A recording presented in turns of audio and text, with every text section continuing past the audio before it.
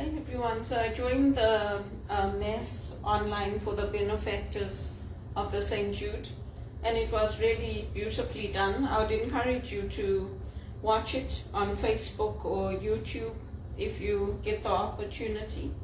And also for all the women in the church who, like me, are not being given the opportunities for paid employment, for opportunities in ministry to use our skills. I would encourage you not to give up. Just because I trained with the Jesuits doesn't mean that I can only help them. I've done more at the local level with my parish than I have with them since I graduated. There's only so many times that you can reach out, that you can ask them to include you, to give you opportunities to help them. And it's a small world. So I'm not just applying for jobs here in Canada in the church. I'm also applying for jobs in other parts of the world. So all these organizations that I help, like the St. Jude National Shrine, the Marians, I keep an eye out on all of them to see that where there's opportunities, where can I apply for work. I send them all my resume. Because the way I look at it, if the Jesuits don't want me with them, they don't want me helping them, they don't want me using my gifts as a spiritual director, and people who are younger than me, who have less experience than me, are being given big roles, director level roles, then I also have to look elsewhere. Because I didn't graduate yesterday. I graduated in 2011, so it's a long time. And there's only so many times you can reach out and you can ask and say, I want to help to direct retreats. I want to help, in the church, at the college. There's only so many times that you can do that. And also the college has changed. Regis College has changed. It's not the same as when I went there. And you feel the difference when you walk in. It's not the same. It's the people that make the place. So many of those professors that taught me are not there anymore with their sense of humor and their lightness, and also that depth of love of the scripture. Many of them are gone. They were selected to help in Rome or to help in other parts of Canada.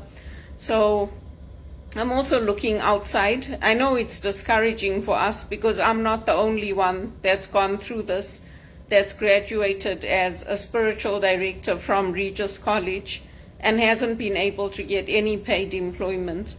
And it is heartbreaking. It is devastating because you think, okay, I know all these priests, I know all these nuns, but none of them are getting me involved and giving me paid work, and my family is struggling. My family is not managing financially. So it's very, very hard.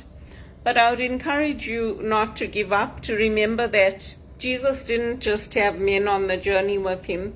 He had women. And that's what today's scripture tells us.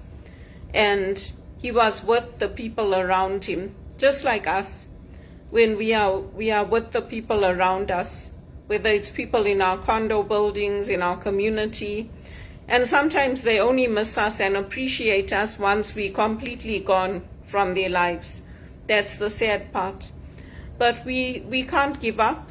And, if they selected us to study, if they selected us to graduate, they should actually be holding some responsibility for giving us work, for taking us with them on journeys, for giving us opportunities to go to things like the World Youth Day, to get involved in the Jesuit ministries, and they're not doing that. So I'm hoping that with this new Pope, it's going to be different, and that, this severity of living in poverty and all that, it affected the church as well. It affected the lay people as well. And many of us are tired of it, including me. I don't like this. If the Pope wants to do it, that's one thing, and the Jesuit brothers. But most of us are not calling our lives to lives of poverty and, hardship and all of that. We want to have full lives. We want to be able to have money in our bank account, to see our families flourishing, to be able to do what our grandparents did for us, for the next generation, to be able to say to our parents and our elders, you know what, I went to Cape Town and it's beautiful and you should go and see it, because we lived in Africa but we never saw what a beautiful continent it was. So that's my prayer. That's always been my prayer, but I don't know why the Jesuits are doing this to me and to us. And all I can say is that we need to explore other ministries, we need to explore other areas, and we need to be open.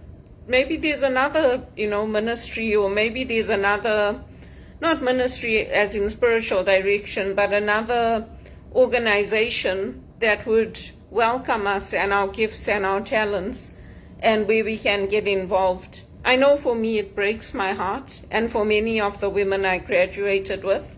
Some of them come to my church, but I think it's been long enough, and unfortunately you can give love, but sometimes that love is not reciprocated, and so then you have to look at where else can I get involved and what else can I do.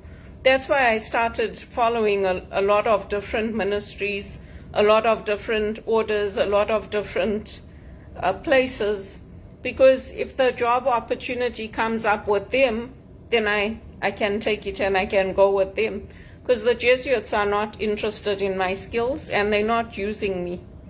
And I want when I die to say, God, I used all my skills and all the gifts and all the graces that you've given me.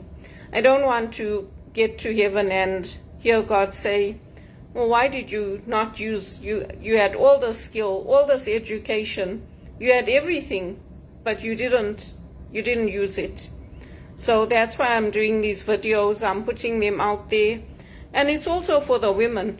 It's not just for the Jesuits, it's for the women that we graduated together, and there's a very small group of us that get selected to do this work as spiritual directors. Yes, we all have the same skills. Yes, we all grew up in the same communities, but the church doesn't talk about how special this ministry is and how important it is in the church. They don't give us any special consideration, and they should, and the Jesuits should, and they don't.